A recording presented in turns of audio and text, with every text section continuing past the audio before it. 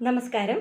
ഞാൻ ഷെറീന, തിരുവനന്തപുരം സർക്കാർ വനിതാ കോളേജ് മലയാള വിഭാഗം അസിസ്റ്റന്റ് പ്രൊഫസർ. BA മലയാളം 6ാം സെമസ്റ്ററിലെ വിവർത്തനം സിദ്ധാന്തവും പ്രയോഗവും എന്ന കോർ പേപ്പറിനെ ആസ്പദമാക്കിയുള്ള ക്ലാസ്സാണ് ഇത്. രണ്ടാമത്തെ മൊഡ്യൂളിലെ 2ാം ഭാഗമാണ് ഇന്ന് അവതരിപ്പിക്കുന്നത്. ആദ്യമായി സർഗാത്മക കൃതികളുടെ വിവർത്തനത്തിൻ്റെ രീതിയും അതിലെ പ്രശ്നങ്ങളും പരിമിതികളുമാണ് ചർച്ച ചെയ്യുന്നത്.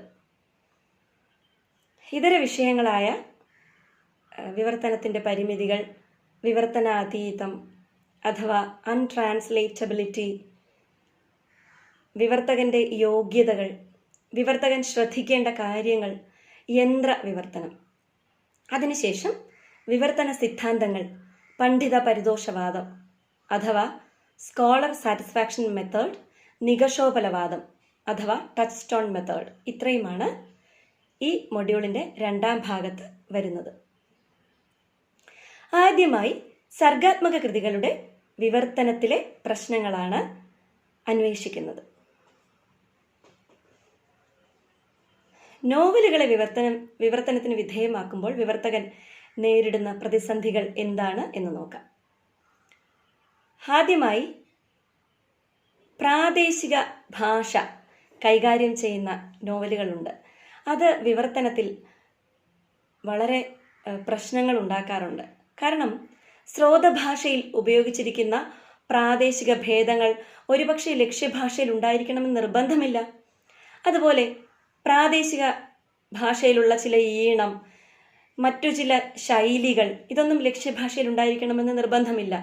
അതുമാത്രമല്ല, പ്രയോഗത്തിൻ്റെ ഈണം, ഇപ്പം കലാനുബന്ധിയായ വാക്കുകൾ, ഇപ്പോൾ തെയ്യം, മുടിയേറ്റ്, ഇത്തരം വാക്കുകൾ, ഇവയ്ക്കൊക്കെ അടിക്കുറിപ്പുകൾ നൽകേണ്ടി വരുന്നു. ഇപ്പോൾ പുഞ്ചനെല്ലും വയലേലയും, വിഷുക്കണി, അതുപോലെ വിഷുപക്ഷി, ഓണനിലാവ് തുടങ്ങിയവയൊക്കെ ഒരു ഇംഗ്ലീഷ് ഭാഷയിലേക്കോ അല്ലെങ്കിൽ ഇതര ഭാഷയിലേക്കോ തർജ്ജമ ചെയ്യുമ്പോൾ ബുദ്ധിമുട്ടുണ്ട്.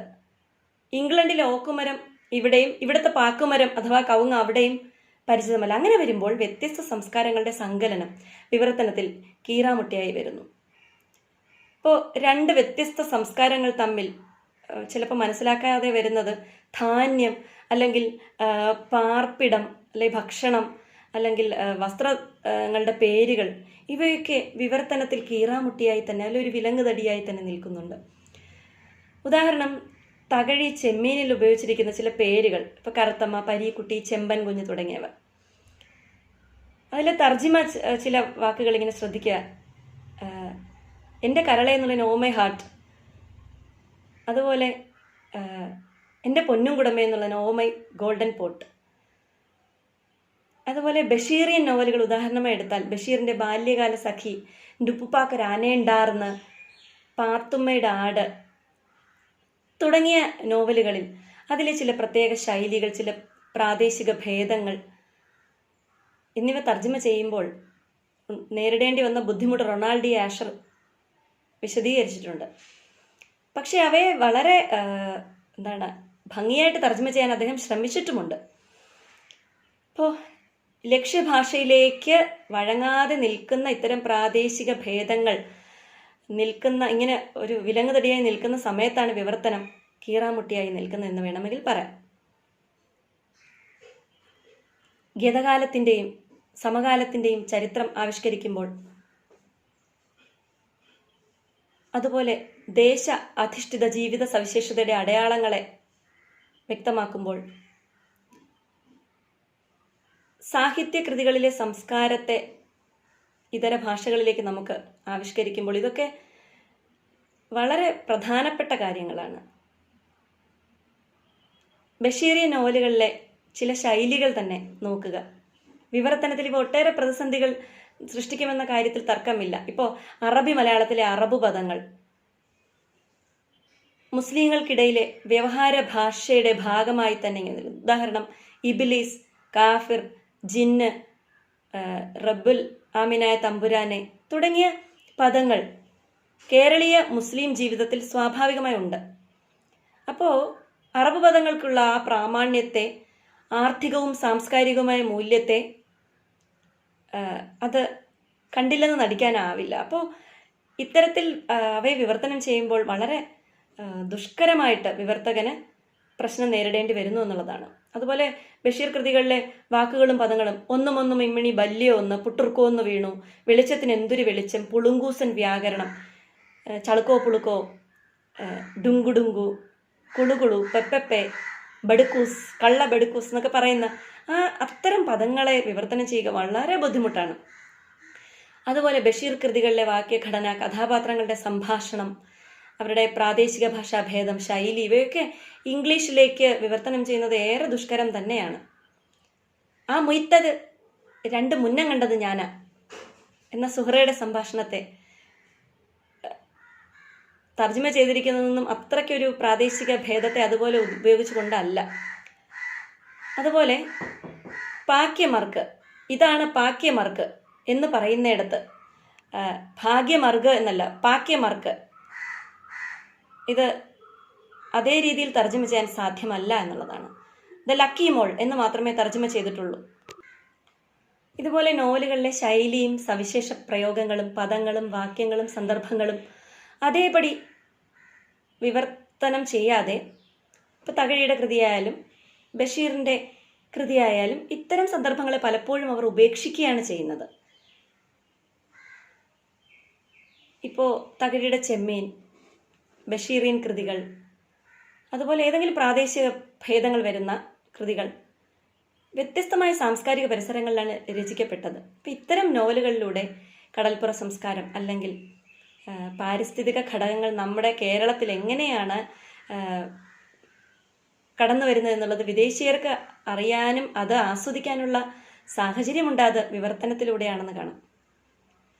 ഇതുപോലെ തന്നെയാണ് നാടകങ്ങൾ തർജ്ജമ ചെയ്യുമ്പോഴും കടന്നു വരുന്നത്. കഥാപാത്രങ്ങളുടെ സംഭാഷണങ്ങൾ, ഇപ്പോൾ ഏതെങ്കിലും ഒരു പ്രത്യേക സമുദായത്തിൽ ഉൾപ്പെട്ട ഒരു കഥാപാത്രമാണെങ്കിൽ ആ സമുദായത്തിലുള്ള പ്രാദേശിക ഭേദങ്ങളൊക്കെ കടന്നു വരും, അല്ലെങ്കിൽ സമുദായത്തിലുള്ള ഭാഷാഭേദങ്ങൾ കടന്നു വരും. അപ്പോൾ ഇത്തരത്തിൽ വിവർത്തകന് ഏറെ ബുദ്ധിമുട്ട് അനുഭവിക്കേണ്ടതായി വരും. ഇനി വിവർത്തകന്റെ യോഗ്യതകൾ എന്താണെന്ന് നാം അറിഞ്ഞിരിക്കണം. ഉത്തമ വിവർത്തകന് സ്രോതഭാഷയിലും ലക്ഷ്യഭാഷയിലും അഗാധമായ പാണ്ഡിത്യമുണ്ടായിരിക്കണം. ഈ 2 ഭാഷയിലെയും പദക്രമം, വാക്യഘടന, ശൈലീവിശേഷങ്ങൾ, പ്രയോഗങ്ങൾ ഇവയൊക്കെ അയാൾ അറിഞ്ഞിരിക്കണം.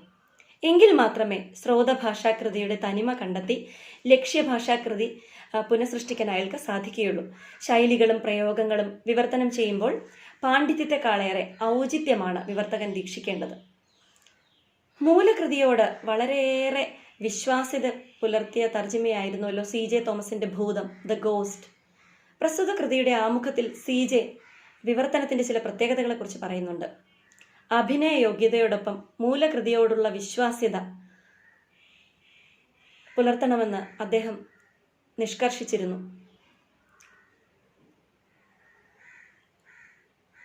ഇപ്പോൾ കവിതയിൽ പദാനുപത തർജ്ജമയിൽ എന്തെങ്കിലും ഒരു പ്രശ്നം വന്ന് ഭവിച്ചാലും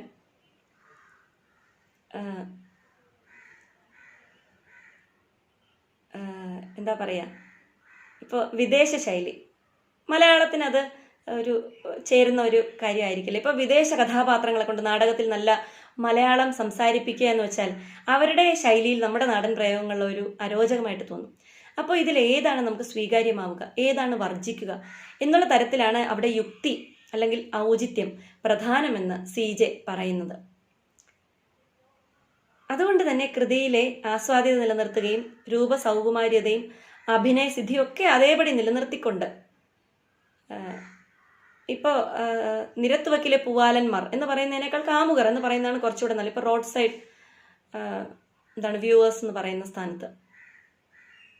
അതുപോലെ ഏത് കൃതിയാണോ നമ്മൾ വിവർത്തനം ചെയ്യുന്നത് ആ കൃതിയിൽ ആ ഒരു വിഷയത്തെക്കുറിച്ച്, ഇപ്പോൾ നാടകമാണെങ്കിലും നോവലാണെങ്കിലും ശാസ്ത്രകൃതിയാണെങ്കിലും ആ ഒരു മേഖലയെക്കുറിച്ചുള്ള വ്യക്തമായ ധാരണ വിവർത്തകനുണ്ടായിരിക്കണം.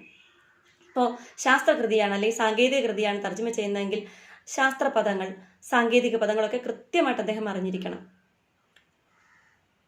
വിവർത്തനത്തിൻ്റെ വിശ്വാസ്യത ഒരിക്കലും നഷ്ടപ്പെടാനിടയാകരുത്.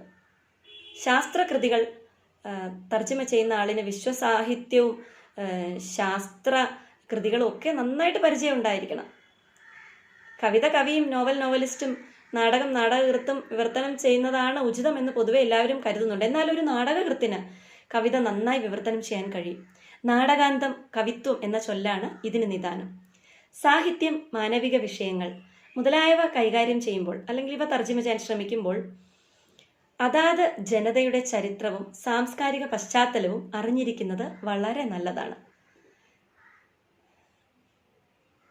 ഇപ്പോൾ ഡോൾ സോസ് വിവർത്തനം ചെയ്യാൻ ഒരുങ്ങുന്ന ഒരാൾ അന്നത്തെ യൂറോപ്പിന്റെ സാംസ്കാരിക പശ്ചാത്തലം, സാമൂഹിക അവസ്ഥ തുടങ്ങിയവയെക്കുറിച്ച് നല്ല ധാരണയുള്ള ആളായിരിക്കണം. സത്യസന്ധതയും വിശ്വാസ്യതയും ദീക്ഷിക്കേണ്ടത് ആവശ്യമാണ്. അതിന് 6 കാര്യങ്ങൾ ശ്രദ്ധിക്കണം. 1. ശ്രോതഭാഷ കൃതിയിൽ നിന്നൊന്നും വിട്ടുകളയരുത്. 2. ലക്ഷ്യഭാഷാ കൃതിയിൽ അധികമായി ഒന്നും കൂട്ടിച്ചേർക്കരുത്. 3. സ്വന്തം കഴിവുകേടുകൊണ്ട് ശ്രോതഭാഷയിലെ അർത്ഥത്തെ തെറ്റിദ്ധരിച്ച് വിവർത്തനം ചെയ്യരുത്. 4. ചരിത്ര, ശാസ്ത്ര, ഗണിത കൃതികൾ വിവർത്തനം ചെയ്യുമ്പോൾ വസ്തുതാപരമായ തെറ്റുകൾ കണ്ടാൽ അത് തിരുത്താവുന്നതാണ്. അങ്ങനെ തിരുത്തിയിട്ടുണ്ടെങ്കിൽ ആ വസ്തുത ചൂണ്ടിക്കാണിക്കുകയും വേണം. 5. മൂലഭാഷാ കൃതിയിൽ എവിടെയെങ്കിലും അസ്പഷ്ടത കണ്ടാൽ അത് സ്പഷ്ടമാക്കാവുന്നതാണ്. പക്ഷേ അങ്ങനെ ചെയ്തതായി സൂചിപ്പിച്ചിരിക്കണം. 6. ചില പ്രത്യേക സന്ദർഭങ്ങളിൽ ചില തീരെ അത്യാവശ്യമില്ലാത്ത സാഹചര്യം നമുക്ക് ഉപേക്ഷിക്കാം. അക്കാര്യം ആമുഖമായിട്ടോ അടിക്കുറിപ്പായിട്ടോ പറയേണ്ടത് ആവശ്യമാണ്. ഉപേക്ഷിക്കാനുണ്ടായ സാഹചര്യം വ്യക്തമാക്കുകയും വേണം. ഇനി വിവർത്തനം ചെയ്യുന്നതിന് ചില ഉപകരണങ്ങൾ ആവശ്യമാണ്. വിവർത്തനോപകരണങ്ങൾ. പ്രധാനവുമായ ഉപകരണം വിവർത്തകൻ തന്നെയാണ്. അദ്ദേഹത്തിന് 2 ഭാഷകളിൽ അറിവുണ്ടായിരിക്കണം. ശ്രോത മൂലഭാഷ കൃതിക്ക് പുറമെ അവയുടെ ഭാഷയുടെ നിഘണ്ടുക്കൾക്ക് പുറമെ മറ്റു ചില പുസ്തകങ്ങൾ കൂടി പരിചയപ്പെടുത്തുന്നു. വിവർത്തനം എന്ന് വെച്ചാൽ പെട്ടെന്ന് ചെയ്തു തീർക്കാവുന്ന ഒന്നല്ല. എത്ര പ്രഗത്ഭനായ വിവർത്തകനായാലും ഒറ്റയടിക്ക് അത് ചെയ്തു തീർക്കാനാവില്ല. പുനരാലോചനയിൽ വെട്ടിത്തിരുത്തലുകൾ അല്ലെങ്കിൽ കൂടുതൽ കൂട്ടിച്ചേർക്കലുകളൊക്കെ അനിവാര്യമാണ്. അത് പൂർണ്ണതയിലേക്കുള്ള പ്രയാണമായി മാറുന്നു, അല്ലെങ്കിൽ അത് പൂർണ്ണമായിട്ട് കുറ്റമറ്റ ഒന്നായി മാറുന്നു. അപ്പോൾ വിവർത്തന ഉപകരണങ്ങൾ 5 തരത്തിലുണ്ട്. 1. ശ്രോതഭാഷാ നിഘണ്ടു. വിവർത്തകൻ ശ്രോതഭാഷയിലും ലക്ഷ്യഭാഷയിലും ഒരുപോലെ പാണ്ഡിത്യമുള്ളവനായിരിക്കും. എന്നാൽ എത്ര വലിയ പണ്ഡിതനായിരുന്നാലും ശ്രോതഭാഷയിലോ ലക്ഷ്യഭാഷയിലോ ഉള്ള പദങ്ങൾ ചിലപ്പോൾ അത്ര പരിചിതമായിരിക്കില്ല. അപ്പോൾ ആ സമയത്താണ് ശ്രോതഭാഷാ നിഘണ്ടു പരിചിതമാകുന്നത്. ഈ നിഘണ്ടു ശ്രോതഭാഷയിലെ അല്ലെങ്കിൽ ലക്ഷ്യഭാഷയിലെ പദങ്ങൾ പരിചയപ്പെടാൻ കൂടുതൽ സഹായിക്കുന്നു. ലക്ഷ്യഭാഷ നിഘണ്ടുവിന് കൊടുക്കേണ്ടുന്ന അതേ പ്രാധാന്യം ശ്രോതഭാഷ നിഘണ്ടുവിന് കൊടുക്കേണ്ടിയിരിക്കുന്നു. സർഗാത്മക സാഹിത്യകൃതികളുടെയും മറ്റും വിവർത്തനത്തിൽ അർത്ഥം നന്നായി മനസ്സിലാക്കാതെ വിവർത്തനം ചിലപ്പോൾ പതിരായി പോകും, അല്ലെങ്കിൽ വലിയ അബദ്ധമായി പോകും. 2.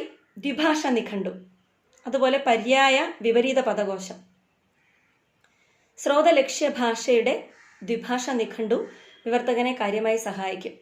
ശ്രോതഭാഷ നിഘണ്ടുവിനെയും ലക്ഷ്യഭാഷ നിഘണ്ടുവിൻ്റെയും നടുക്ക പാലം പോലെ ദ്വിഭാഷ നിഘണ്ടു വർത്തിക്കും. വിവിധ ഭാഷകളിൽ ദ്വിഭാഷ നിഘണ്ടുക്കൾ പുറത്തിറങ്ങുന്നുണ്ടെങ്കിലും സമഗ്രമായ ദ്വിഭാഷ നിഘണ്ടുക്കൾ പല ഭാഷകളിലും ഇല്ല എന്നുള്ളതാണ് ദുഃഖകരമായ കാര്യം. അതുപോലെ പര്യായ ശബ്ദകോശം അത്യാവശ്യമാണ്. കാരണം പദങ്ങൾ നിഷ്കൃഷ്ട അർത്ഥത്തിൽ പ്രയോഗിച്ചിരിക്കുമ്പോൾ പര്യായ പദങ്ങൾക്ക് അവിടെ ഏറെ പ്രസക്തിയുണ്ട്. ഇപ്പോൾ ഒരേ അർത്ഥത്തിൽ ഉപയോഗിക്കുന്ന മൂലലക്ഷ്യ ഭാഷാ പദങ്ങളുടെ പര്യായ പദങ്ങൾ മുഖാമുഖം നിൽക്കുമ്പോൾ തനിക്ക് ആവശ്യമുള്ള യഥാർത്ഥ പദത്തെ തനിക്ക് വേഗം തിരഞ്ഞെടുക്കാൻ കഴിയും. അപ്പോൾ പര്യായ നിഘണ്ടു വിവർത്തകനെ കാര്യമായി സഹായിക്കും. അതായത് യഥാർത്ഥ അർത്ഥം തിരഞ്ഞെടുക്കാൻ സഹായകമാണ്. ഇനി ഥസാറസ് നിഘണ്ടു പാശ്ചാത്യ ഭാഷകൾ വിവർത്തകനെ കാര്യമായി സഹായിക്കുന്ന ഒന്നായി മാറിയിട്ടുണ്ട്. ഥസാറസ് നിഘണ്ടു അത്തരത്തിൽ സഹായിക്കുന്നുണ്ട്. ഒരു പദത്തിന്റെ വ്യത്യസ്ത അർത്ഥങ്ങൾ നൽകുകയാണല്ലോ ഒരു സാധാരണ നിഘണ്ടു ചെയ്യുന്നത്. എന്നാൽ ഥസാറസ് നിഘണ്ടുവിനെ സംബന്ധിച്ചിടത്തോളം ഒരു കേന്ദ്രീകൃത ആശയത്തിന്റെ വിവിധ രൂപങ്ങളെ പ്രകടമാക്കുന്ന പദങ്ങളുടെ പട്ടിക പരിചയപ്പെടുത്തുകയാണ് ചെയ്യുന്നത്. സ്നേഹം എന്ന ഒരു വാക്കിന് വിവിധ ഭാവതലങ്ങളുണ്ട്. പദത്തിന്റെ കൃത്യമായ അർത്ഥത്തിന് ഈ ഭാവതലങ്ങളെ പരിചയപ്പെടുത്താൻ ഥസാറസ് നിഘണ്ടു സഹായകമാകുന്നു. ഇപ്പം ഇഷ്ടം എന്നുള്ളതിന് പ്രിയം, വാത്സല്യം, സ്നേഹം, പ്രേമം, പ്രണയം, അനുരാഗം, ചങ്ങാത്തം, മമത, സഖ്യം, ബന്ധം, കൂട്ട്, താല്പര്യം, ഇങ്ങനെയുള്ള പല പല പല പല പല പദങ്ങൾ തെസാറസ് നിഘണ്ടു പ്രകാരം സ്നേഹത്തിൻ്റെ വ്യത്യസ്ത ഭാവതലങ്ങളെ പരിചയപ്പെടുത്തുന്നു. ഇത് ഒരു സാധാരണ നിഘണ്ടുവിൻ്റെ രീതിയല്ല. ഇപ്പം അമരകോശം പോലുള്ള നിഘണ്ടുക്കൾ പര്യായ പദം സമൃദ്ധമാണ്. എന്നാൽ തെസാറസ് നിഘണ്ടു ഒരു വാക്കിൻ്റെ വ്യത്യസ്ത സാധ്യതകളെ നമ്മുടെ മുന്നിലേക്ക് തുറന്നിട്ട് തരുന്നു. 4. ഉച്ചാരണ നിഘണ്ടു, പ്രൊനൗൺസിയേഷൻ. ഇന്ത്യൻ ഭാഷകൾ മിക്കവാറും ഉച്ചാരണത്തിനനുസരിച്ചാണ് എഴുതുന്നത്. അതുകൊണ്ട് ഉച്ചാരണവും എഴുത്തും തമ്മിലുള്ള പൊരുത്തക്കേട് നമുക്ക് പുത്തരിയായിരിക്കാം. എന്നാൽ പല വിദേശ ഭാഷകളും അത്തരത്തിലല്ല കാണപ്പെടുന്നത്. പല ഇംഗ്ലീഷ് പദങ്ങളിലും അക്ഷരങ്ങൾ സൈലൻ്റ് ആകുന്നത് ശ്രദ്ധിക്കുക. ഇപ്പോൾ നൈഫ് എന്ന പദം KNIFE ആണെങ്കിൽ നമ്മൾ നൈഫ് എന്നല്ല നൈഫ് എന്നാണ് അതിനെ പ്രൊനൗൺസ് ചെയ്യുന്നത്. അപ്പം ഓണസ്റ്റ്, ഇങ്ങനെയുള്ള പല പദങ്ങളും അത് ശ്രോതഭാഷയിലും ലക്ഷ്യഭാഷയിലും അത്തരം പദങ്ങളുണ്ടാകും. അപ്പോൾ ഇത്തരം വിദേശീയ ഭാഷാപദങ്ങളുടെ ഉച്ചാരണം അറിഞ്ഞാൽ മാത്രമേ അതിൻ്റെ അർത്ഥം അറിയാൻ പറ്റുള്ളൂ. അപ്പോൾ ഇത്തരം സന്ദർഭങ്ങളിൽ ഉച്ചാരണ നിഘണ്ടു സഹായിക്കും. 5. അപശബ്ദബോധിനി, പ്രാദേശിക ശബ്ദബോധിനി. ലക്ഷ്യഭാഷാ കൃതി അപശബ്ദങ്ങളെ ഒഴിവാക്കിക്കൊണ്ടുള്ളതായിരിക്കണം. ലക്ഷ്യഭാഷ മാതൃഭാഷ അല്ലെങ്കിൽ വിവർത്തകൻ കൂടുതൽ ശ്രദ്ധിക്കണം. ഇതിന് അയാളെ സഹായിക്കുന്നത് ഈ അപശബ്ദ ശോധനയാണ്. ഇതിൻ്റെ സഹായത്തോടെ വിവർത്തിത കൃതിയിൽ ഭാഷാശുദ്ധി നിലനിർത്താൻ അദ്ദേഹത്തെ സഹായിക്കുന്നു എന്നുള്ളതാണ്. വിവർത്തകൻ കൈവശം സൂക്ഷിക്കേണ്ട മറ്റൊരു പുസ്തകമാണ് പ്രാദേശിക ശബ്ദ ബോധിനി. ലക്ഷ്യഭാഷയ്ക്ക് പ്രാദേശിക ഭേദങ്ങൾ ഉണ്ടാകാം. വിവർത്തക അല്ലെങ്കിൽ വിവർത്തകൻ ഇതിലേതെങ്കിലും പ്രാദേശിക ഭാഷാ ഭേദത്തിൻ്റെ ആളാണെങ്കിൽ വിവർത്തനത്തിൽ അത് പ്രതിഫലിക്കും. ഉദാഹരണമായി യെസ് എന്ന ഇംഗ്ലീഷ് പദത്തിന് ഉവ്, അതെ, ശരി, ആയിക്കോട്ടെ, ആട്ടെ, ഓ, ഇങ്ങനെ പലതരത്തിലുള്ള തർജ്ജിമകളുണ്ടാകും. പക്ഷെ ഇതൊക്കെയും പ്രാദേശിക ഭേദങ്ങളാണ്. സസ്യങ്ങൾക്കും പൂക്കൾക്കും എല്ലാം ഇത്തരത്തിൽ പ്രാദേശിക ഭേദങ്ങളുണ്ട്. ഇപ്പോൾ മരച്ചീനി എന്ന പദം, കപ്പ, ചീനി, മരിച്ചിനി, കൊള്ളി, ഇത്തരത്തിലുള്ള പ്രാദേശിക ഭേദങ്ങളുണ്ട്. അപ്പോൾ ഇത്തരം സന്ദർഭങ്ങളിൽ സാമാന്യ ബുദ്ധിയാണ് വിവർത്തകൻ ആർജിക്ക് സ്വീകരിക്കേണ്ടത്. അദ്ദേഹത്തിൻ്റെ പ്രാദേശിക ഭാഷയിലുള്ള ഒരു പദമല്ല അവിടെ സ്വീകരിക്കേണ്ടത്. അപ്പോൾ നേരത്തെ സൂചിപ്പിച്ച വിവർത്തന സാമഗ്രികൾ വിവർത്തകയെ അല്ലെങ്കിൽ വിവർത്തകനെ സഹായിക്കുന്നു എന്നുള്ള കാര്യത്തിൽ യാതൊരു സംശയവും ഇല്ല. അടുത്തതായി യന്ത്ര തർജ്ജിമയെക്കുറിച്ചാണ് പറയുന്നത്. ആവശ്യമാണ് സൃഷ്ടിയുടെ മാതാവ് എന്നതിന് ഏറ്റവും നല്ല ഉദാഹരണമാണ് യന്ത്ര തർജ്ജിമ. എന്തും യന്ത്രത്തെ കൊണ്ട് ചെയ്യിക്കാൻ താല്പര്യപ്പെടുന്ന മനുഷ്യൻ വിവർത്തനത്തിന് പല എളുപ്പവഴികൾ സ്വീകരിക്കുന്നുണ്ട്. ഇന്നത്തെ ലോകം വേഗതയുടേതാണ്. പരിഭാഷ ആയാലും ശരി, അത് വേഗത്തിൽ ലഭ്യമാകണം എന്ന ആഗ്രഹം, അതാണ് യന്ത്രതർജ്ജിമയ്ക്ക് വഴിയൊരുക്കിയത്. പ്രത്യേകിച്ചും പത്രമാധ്യമങ്ങൾ, ദൃശ്യമാധ്യമങ്ങൾ, സാമൂഹിക മാധ്യമങ്ങൾ, ഇവയിൽ യന്ത്രതർജ്ജിമ ഏറെ അനിവാര്യമായ ഒന്നായി മാറുകയും ചെയ്തു. പരിമിതികളെ അതിജീവിച്ച് യന്ത്രതർജ്ജിമ ഇന്ന് അതിവേഗം വളരുകയാണ്. ലോകത്തിൽ ആദ്യമായി യന്ത്രതർജ്ജിമയെക്കുറിച്ച് ചിന്തിച്ചത് റഷ്യക്കാരനായ സ്മിർനോവ് ട്രോയൻസ്കി 1933 അദ്ദേഹം യന്ത്രത്തെ കൊണ്ട് തർജ്ജിമ ചെയ്യിക്കാമെന്ന് വാദിക്കുകയും അവകാശപ്പെടുകയും അതിൻ്റെ പേറ്റന്റിന് വേണ്ടി അപേക്ഷിക്കുകയും ചെയ്തു. 1949 അമേരിക്കക്കാരനായ വാറൻ ബീബർ അദ്ദേഹം കോഡ് ബ്രേക്കിംഗ് പരീക്ഷിച്ചു. സൈനിക മേഖലയിൽ ഇത് വിജയകരമായി ഉപയോഗിക്കപ്പെടുകയും ചെയ്തു. ഹാർവാർഡ് സർവകലാശാലയിലെ NIITയിൽ മിലൻ എന്ന് പറയുന്ന ഒരാൾ കമ്പ്യൂട്ടർ പരിഭാഷ ചെയ്യാൻ ശ്രമിച്ചതോടെ ഈ മേഖല സജീവമായി. തുടർന്ന് ലോകത്തിൻ്റെ വിവിധ ഭാഗങ്ങളിൽ വിവിധ രീതികളിൽ കമ്പ്യൂട്ടർ വിവർത്തനം ആരംഭിക്കുകയുണ്ടായി. അങ്ങനെ മനുഷ്യൻ്റെ പ്രവർത്തനങ്ങൾക്ക് യന്ത്രത്തിൻ്റെ സഹായം ലഭിച്ചത് മാനവ സംസ്കാരത്തിന് വലിയ വഴിത്തിരിവായി. യാത്ര ചെയ്യുവാനും പാടങ്ങളിലും മറ്റും പണിയെടുക്കുവാനും ഭാരം വഹിക്കുവാനും വീട് സൂക്ഷിക്കുവാൻ പോലും മൃഗങ്ങളെ ആശ്രയിച്ചിരുന്ന മനുഷ്യൻ ഇപ്പോൾ ഇതിനെല്ലാം യന്ത്രങ്ങളെയാണ് ആശ്രയിക്കുന്നത്. മനുഷ്യ വ്യാപാരങ്ങളുടെ അനേകം കാര്യങ്ങൾക്ക് നാം യന്ത്രത്തെ ആശ്രയിക്കുകയാണ് ഇപ്പോൾ ചെയ്യുന്നത്.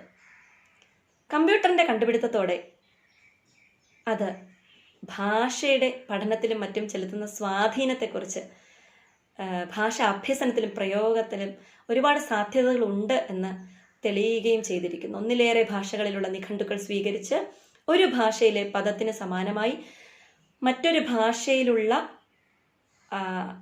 പദങ്ങളെ ഉടനുടൻ നിർദ്ദേശിക്കാനുള്ള കഴിവ് കമ്പ്യൂട്ടറിൻ്റെ ഇൻപുട്ടിന് കൊടുക്കുകയാണ് ചെയ്യുന്നത്. ഇത് പരിഭാഷ രംഗത്ത് ഏറെ വിപ്ലവങ്ങൾ സൃഷ്ടിക്കുകയാണ് ചെയ്തിട്ടുള്ളത്.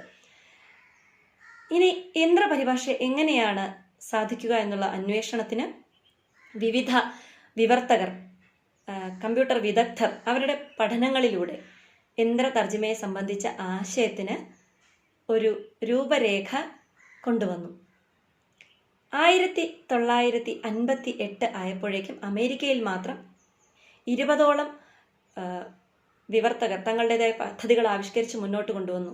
യന്ത്ര തർജ്ജിമയുടെ സാധ്യതകളെക്കുറിച്ച് പഠിക്കാൻ ധാരാളം ഗവേഷണ സ്ഥാപനങ്ങളും മുന്നോട്ട് വന്നു. വൻ തുകകൾ തന്നെ ഇതിനുവേണ്ടി ചെലവഴിക്കപ്പെട്ടു.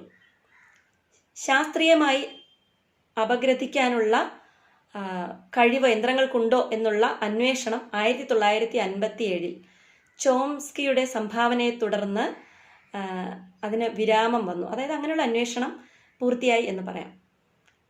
വിവർത്തനത്തിൻ്റെ സാധ്യതകൾ വിദ്യാഭ്യാസ രംഗത്തും രാജ്യരക്ഷാ പ്രവർത്തനങ്ങൾക്കും അന്താരാഷ്ട്ര വിപണിക്കും ആധുനിക ശാസ്ത്ര വിജ്ഞാനത്തിൻ്റെ കൈമാറ്റത്തിനും അനുപേക്ഷണീയമായ മേഖലയായതോടെ അതുമായി ബന്ധപ്പെട്ട 2 തലങ്ങൾ വികസിക്കാൻ തുടങ്ങി. ഒന്ന്, ആർട്ടിഫിഷ്യൽ ഇൻ്റലിജൻസ്, അതായത് കൃത്രിമമായി ഉണ്ടാക്കിയ ബുദ്ധി. 2, കമ്പ്യൂട്ടേഷണൽ ലിംഗ്വിസ്റ്റിക്സ്, അതായത് കമ്പ്യൂട്ടർ ഭാഷാശാസ്ത്രം. 1980കളോടെയാണ് യന്ത്രവിവർത്തനം പലവിധ പാക്കേജുകൾ പ്രഖ്യാപിച്ചുകൊണ്ട് മുന്നോട്ട് വന്നത്. യന്ത്രപരിഭാഷയുടെ വളർച്ചയോടെ സോഴ്സ് ലാംഗ്വേജ് അഥവാ സ്രോതഭാഷയുടെ വാക്യഘടനകളുടെ ആർത്ഥികമായ അംശങ്ങളെക്കുറിച്ച് ആഴത്തിലുള്ള പഠനങ്ങൾ ആരംഭിച്ചു. ഭാഷാശാസ്ത്ര വിവർത്തനം എപ്രകാരം ആക്കാം, അതുപോലെ കോഡിംഗ്, സാങ്കേതിക വ്യവസ്ഥാപനം, ഇവയെ രണ്ടും രണ്ടായി കണ്ട് നിഘണ്ടുക്കളുടെ അടിസ്ഥാനത്തിലുള്ള സാങ്കേതിക വ്യവസ്ഥാപനത്തിനും വ്യാകരണ നിർമ്മിതിക്കും വേണ്ടുന്ന ശക്തമായ പരിതസ്ഥിതികളെ ഉണ്ടാക്കാൻ യന്ത്രപരിഭാഷ വഴി സാധിച്ചു. രചനാന്തരണവും അതുപോലെ ബന്ധിമ അപഗ്രഥനവും മേഖലാവത്കരണവും സന്നിഹിത ഘടക അപഗ്രഥനവും ആശ്രിതത്വ സിദ്ധാന്തവും ഒക്കെ തന്നെ യന്ത്രപരിഭാഷാ രംഗത്ത് അല്ലെങ്കിൽ ഭാഷാശാസ്ത്ര രംഗത്ത് ആവിർഭവിക്കുകയുണ്ടായി. ഇവയ്ക്കെല്ലാം അനുയോജ്യമായിട്ടുള്ള യന്ത്രപരിഭാഷയെ രൂപപ്പെടുത്തുകയുണ്ടായി. ഇപ്പോൾ ഭാഷാ വിജ്ഞാനത്തിൻ്റെ അടിത്തറയിലാണ് യന്ത്രപരിഭാഷ പുരോഗമിച്ചത്. പ്രതീകങ്ങളുടെ തിരഞ്ഞെടുപ്പ്, സ്ഥാനം, ഇവയെപ്പറ്റി മൂലഭാഷയിലുള്ള വ്യവസ്ഥാ സഞ്ചയത്തെ ലക്ഷ്യഭാഷയിലുള്ള വ്യവസ്ഥാ സഞ്ചയം കൊണ്ടാണ് അത് ആദേശം ചെയ്യുന്ന ഒരു പ്രക്രിയയായിട്ടാണ് ഭാഷാശാസ്ത്ര വീക്ഷണത്തിൽ തർജിമ. വസ്തുനിഷ്ഠമായ നിർദ്ദേശങ്ങളിലും നിയമങ്ങളിലും ഒതുങ്ങുന്ന ധാരാളം ഘടകങ്ങൾ സ്വാഭാവികമായി ഈ പ്രക്രിയയിൽ ഉൾച്ചേർന്നിരിക്കുന്നു. ഇക്കാരണത്താലാണ് സ്വയം പ്രേരിതവും യാന്ത്രികവുമായി നടക്കാവുന്ന പല ആശയങ്ങളും തർജിമയിലൂടെ സിദ്ധിക്കുന്നത്. ഇതെല്ലാം യന്ത്രപരിഭാഷയ്ക്ക് അടിത്തറയൊരുക്കുന്ന ഘടകങ്ങളായി മാറുകയും ചെയ്തു. യന്ത്രപരിഭാഷ അഥവാ ഓട്ടോമാറ്റിക്കായിട്ട് ചെയ്യാൻ പറ്റുന്ന ഒന്നല്ല. ധാരാളം മനുഷ്യപ്രയത്നം ഇതിൻ്റെ പിന്നിൽ ഉണ്ടാകേണ്ടതുണ്ട്. കമ്പ്യൂട്ടർ ധാരാളം പ്രവർത്തനങ്ങളുടെ സാധ്യതകൾ തരുന്ന യന്ത്രമാണ്. അക്കൂട്ടത്തിൽ അത് വിവർത്തനവും ചെയ്യുന്നുണ്ട് എന്ന് മാത്രം. അതല്ലാതെ വിവർത്തനത്തിന് മാത്രമായ ഒരു കമ്പ്യൂട്ടർ ലോകത്തിലില്ല. കമ്പ്യൂട്ടർ ശാസ്ത്രീയമായി നോക്കിയാൽ അത് ഹാർഡ്വെയർ ആണ്, അതിന് മാറ്റമില്ല. എന്നാൽ നമുക്ക് ആവശ്യമുള്ള കാര്യങ്ങൾക്ക് വേണ്ടി പ്രത്യേക സോഫ്റ്റ്വെയറുകൾ ഉണ്ടാക്കിയാണ് നാം അതിനുള്ളിലേക്ക് പ്രയോഗിച്ച് അതിനെ ഉപയുക്തമാക്കുകയാണ് ചെയ്യുന്നത്. ഇപ്പോൾ പല സോഫ്റ്റ്വെയറുകളും നമ്മൾ പ്ലേ സ്റ്റോർ വഴിയും മറ്റും നമ്മൾ ഡൗൺലോഡ് ചെയ്യുന്നുണ്ടല്ലോ. അതുപോലെ പല സോഫ്റ്റ്വെയറുകളും ഇന്നും നിർമ്മിച്ചുകൊണ്ടേയിരിക്കുകയാണ്. അപ്പോൾ യന്ത്രപരിഭാഷയ്ക്ക് വേണ്ടി പുതിയ പുതിയ സോഫ്റ്റ്വെയറുകൾ ഇന്നും ഇരിക്കുകയാണ്. കമ്പ്യൂട്ടറിനെ നമ്മളൊരു ദ്വിഭാഷി നിഘണ്ടുവാക്കി മാറ്റുകയാണ്. അപ്പോൾ ശ്രോതഭാഷയിലെ പദങ്ങൾക്ക് അനുസൃതമായ ലക്ഷ്യഭാഷാ പദങ്ങൾ അത് ഇൻപുട്ടിൽ നിന്ന് സ്വീകരിക്കുകയാണ് ചെയ്യുന്നത്. വ്യാകരണ നിയമങ്ങൾ അതിനെ പഠിപ്പിക്കുകയാണ് ആത്യന്തികമായി ചെയ്യുന്നത്. ഇപ്പോൾ input memory, processing memory, control unit, output തുടങ്ങിയ പ്രധാന ഭാഗങ്ങൾ ഇത്തരത്തിൽ യന്ത്രപരിഭാഷയ്ക്ക് വേണ്ടി ഉപയുക്തമാക്കേണ്ടി വരും എന്നുള്ളതാണ് യന്ത്രപരിഭാഷയിൽ നാം ചെയ്യേണ്ടി വരുന്നത്. വ്യാകരണ നിയമങ്ങളും ശൈലികളും പഴഞ്ചൊല്ലുകളും ഒക്കെ മെമ്മറിയിൽ ഉണ്ടാകും. അപ്പോൾ ഔട്ട്പുട്ടിലൂടെ ലക്ഷ്യപാഠം ലഭിക്കാൻ ഇതിന് കഴിയുന്നു എന്നുള്ളതാണ് മേന്മ. വാക്കുകളുടെ വ്യത്യസ്ത അർത്ഥങ്ങളും മറ്റും തിരിച്ചറിയാൻ കോഡുകളാണ് യന്ത്രപരിഭാഷയിൽ ഉപയോഗിക്കുന്നത്. അർത്ഥസ്ഫുടതയുള്ളതും ലളിതവുമായ വാക്യങ്ങളെ തർജ്ജമ ചെയ്യാൻ മാത്രമേ കമ്പ്യൂട്ടറിന് കഴിയൂ. വ്യംഗ്യാർത്ഥങ്ങൾ, ബിംബങ്ങൾ, അലങ്കാരങ്ങൾ, പ്രതീകങ്ങൾ, പ്രാസം തുടങ്ങിയവ അതേപടി വിവർത്തനം ചെയ്യാൻ കമ്പ്യൂട്ടർ പരിഭാഷയ്ക്ക് പറ്റില്ല. യന്ത്രപരിഭാഷ നിർവഹിക്കുന്ന സമയത്ത് പറയുന്നൊരു തമാശയുണ്ട്. അതായത് the spirit is willing but the flush is week. അപ്പോൾ റഷ്യൻ ഭാഷയിലേക്ക് തർജ്ജമ ചെയ്തപ്പോൾ the vodka is week and the flush is vodka is എന്താണ്, അതായത് വോഡ്ക എന്നുള്ള അർത്ഥത്തിലേക്ക് അത് മാറി, സ്പിരിറ്റ് വോഡ്ക എന്നുള്ള അർത്ഥത്തിലേക്ക് മാറി. മറ്റേത് ശരീരവും മനസ്സും എന്ന് ഉദ്ദേശിച്ചപ്പോൾ കമ്പ്യൂട്ടറിന് തിരിച്ചറിയാനുള്ള കഴിവില്ല. അപ്പോൾ ശരീരത്തെ ഫ്ലഷ് അല്ലെങ്കിൽ മാംസം എന്നുള്ള അർത്ഥത്തിലേക്ക് അത് മാറ്റപ്പെട്ടു എന്നുള്ളതാണ്. കമ്പ്യൂട്ടർ നിഘണ്ടുവിൽ സമാനാർത്ഥ പദങ്ങൾ, മറ്റ് അർത്ഥങ്ങളുടെ സാധ്യതയുടെ സൂചന, ശബ്ദഭേദം, പദഘടനാ സൂചന, അർത്ഥസൂചന, കൂടെ പ്രയോഗിക്കാവുന്ന പദങ്ങൾ, സമസ്ത പദങ്ങളും അല്ലാത്തവയും വിഭിന്ന സാങ്കേതിക സവിശേഷതകൾ എന്നിവയെല്ലാം രേഖപ്പെടുത്തപ്പെട്ടിരിക്കണം. യന്ത്രതർജ്ജമയുടെ ആദ്യഘട്ടം നിഘണ്ടു പരിശോധനയാണ്. രണ്ടാം ഘട്ടത്തിൽ അത് ശ്രോതപാഠത്തെ അപഗ്രഥിക്കുന്നു. അടുത്തതായി സ്വരൂപ വിനിമയം നടത്തുന്നു. നാലാമതായി ലക്ഷ്യപാഠത്തെ ഉദ്ഗ്രഥിക്കുന്നു. ഇത്രയും പ്രവർത്തനങ്ങൾ യന്ത്രപരിഭാഷയിൽ നടക്കുന്നുണ്ട്. എന്നാൽ വിശേഷണ വിശേഷ്യ പൊരുത്തം മുതലായവ നിർണ്ണയിക്കാൻ കമ്പ്യൂട്ടറിന് സാധിക്കുകയില്ല. അതായത് ആന, പൂച്ച, എലി മുതലായവയോടുകൂടെ പ്രതിഗ്രാഹ്യ വിഭക്തി ചേർക്കണം എന്നറിയില്ല. ഇപ്പം ആനയെ, ഉറുമ്പിനെ ചേർക്കണം, അപ്പം നാ വരണം, നേ ചേർക്കണം. അപ്പോൾ ആനയെ, പൂച്ചയെ, എലിയെ പോലെ ഉറുമ്പിയെ ആവാൻ പറ്റില്ല. അപ്പോൾ അതൊക്കെ നേരത്തെ നമ്മൾ ഇൻപുട്ടിൽ കൊടുത്തേക്കണം. ഇങ്ങനെയുള്ള കമാൻഡ്സ് കൊടുത്താൽ മാത്രമേ കമ്പ്യൂട്ടറിന് പ്രവർത്തിക്കാൻ സാധിക്കൂ. ഇപ്പോൾ ഉദാഹരണം, കുളിച്ച് കുറിയിട്ട തോഴിയോടുകൂടെ വന്ന നായിക. അപ്പോൾ കുളിച്ച് കുറിയിട്ടത് തോഴിയാണോ നായികയാണോ എന്ന് കമ്പ്യൂട്ടർ ആലോചിച്ച് കുഴങ്ങും. അതുപോലെ traffic jams are caused by slow lorries and buses. അപ്പോൾ ഇവിടെ ട്രാഫിക്, അത് ഗതാഗത തടസ്സം ഉണ്ടാക്കുന്നത് ലോറിയാണോ ബസ്സാണോ എന്ന് കമ്പ്യൂട്ടറിന് അറിയില്ല. അപ്പോൾ ഇത്തരം സന്ദർഭങ്ങളിൽ കമ്പ്യൂട്ടർ കുഴങ്ങും. അതുപോലെ സ്ലീപ്പേഴ്സ് എന്ന് പറയുമ്പോൾ ഉറങ്ങുന്നവരാണോ റെയിൽവേയുടെ സ്ലീപ്പേഴ്സ് ആണോ എന്നുള്ളത് അറിയണം. അത് അവർ സ്ലീപ്പേഴ്സ് ഒലിച്ചുപോയി, റെയിൽപാളത്തിൽ വച്ചിരുന്ന സ്ലീപ്പേഴ്സ് ഒലിച്ചുപോയി എന്നുള്ളതിനെ ഉറങ്ങിക്കിടന്നവർ ഒലിച്ചുപോയി എന്ന് യന്ത്രപരിഭാഷയിൽ തർജ്ജമ വന്നിട്ടുണ്ട്. ഇനി യന്ത്രപരിഭാഷയിൽ നഷ്ടപ്പെടുന്നത് എന്താണോ അത് സർഗാത്മക സാഹിത്യം എന്ന് പറയാം. ശാസ്ത്ര സാങ്കേതിക രംഗത്തൊക്കെ യന്ത്ര തർജ്ജമ വൻ വിജയമാണ്. പത്രമാധ്യമ രംഗത്ത്, ദൃശ്യമാധ്യമ രംഗത്ത്, സാമൂഹിക മാധ്യമ രംഗത്തൊക്കെ യന്ത്ര തർജ്ജമ സൂക്ഷ്മമായും കൃത്യമായും തർജ്ജമ ചെയ്യാൻ സാധിക്കുന്നുണ്ട്. എന്നാൽ സർഗാത്മക കൃതികളെ സംബന്ധിച്ചിടത്തോളം തർജ്ജമ ചെയ്യാൻ സാധിക്കുകയില്ല. യന്ത്രം ആ സമയത്ത് കുഴങ്ങി നിൽക്കുന്ന ഒരവസ്ഥയിൽ ആയിത്തീരും. അടുത്തതായി വിവർത്തന സിദ്ധാന്തങ്ങൾ. ഒന്നാമതായി പണ്ഡിത പരിതോഷവാദം. ഇംഗ്ലീഷിലെ പ്രസിദ്ധനായ കവിയും നിരൂപകനുമായിരുന്ന മാത്യു അർണോൾഡ് സിദ്ധാന്തിച്ച ഒരു വാദമാണ് പണ്ഡിത പരിതോഷവാദം. അദ്ദേഹത്തിൻ്റെ പ്രതിഭയും സാഹിത്യ സമീക്ഷയും ഇംഗ്ലീഷ് സാഹിത്യത്തിൻ്റെ ചരിത്രത്തെ തന്നെ മാറ്റി എഴുതിയിട്ടുണ്ട്. അദ്ദേഹം പറയുന്നത് മൂലഗ്രന്ഥകാരൻ ഒരു പ്രത്യേക അനുഭൂതിയിൽ അല്ലെങ്കിൽ ഒരു പ്രേരണ കൊണ്ടാണ് കൃതി രചിക്കുന്നത്. ലക്ഷ്യഭാഷാകാരൻ ഇത് നേരിട്ട് ഇത്തരത്തിലുള്ള അനുഭൂതികളോ സവിശേഷമായിട്ടുള്ള അനുഭവങ്ങളോ ഉണ്ടാകുന്നില്ല. അപ്പോൾ സാഹിത്യരചനയിൽ സഹജ പ്രചോദനത്തെ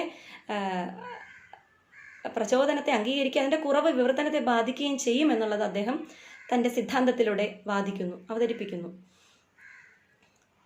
ഇനി പണ്ഡിത പരിദോഷവാദത്തെ എതിർത്തവർ ഒരുപാട് പേരുണ്ട്. ഇപ്പം ഫ്രാൻസിസ് ന്യൂമാനെ പോലുള്ളവരുടെ സിദ്ധാന്തങ്ങളാണ് ഇദ്ദേഹം എതിർത്തത്.